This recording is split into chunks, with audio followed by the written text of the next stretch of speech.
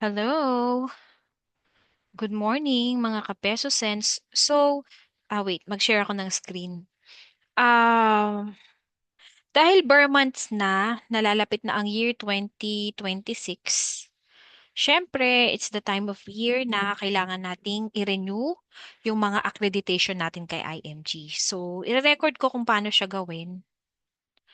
Yan.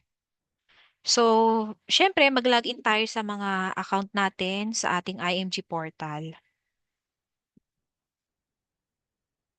Yan. Tapos, pag open natin, makikita natin, activate your 2026 accreditation. Tapos ito, click here to renew your accreditation. Click natin yan. Ito, palitan ng year 2026. So, September 2025 ngayon, kasi ang coverage nito for the next year.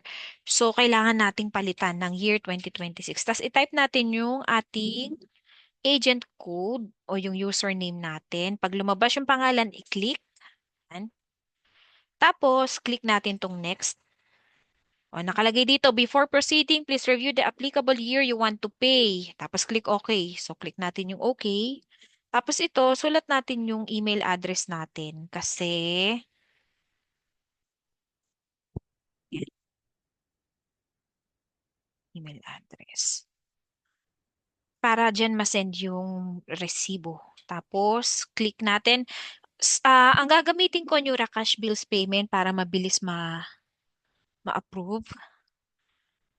Para ilang minutes lang makikita natin na nagre-reflect agad sa portal 2026 na yung coverage. So ito hindi ko na siya nilalagyan ng details, dash na lang. Click ko tong Nura Cash Bills Payment, click next step. Yan. Tapos click ko tong mga box na to, tatlo. Submit. Tapos mag-open ako ng Nura Cash ko. Doon ko ipaprocess yung payment. So magla-login ako. Open ko to. Subscriber name. Bills payment.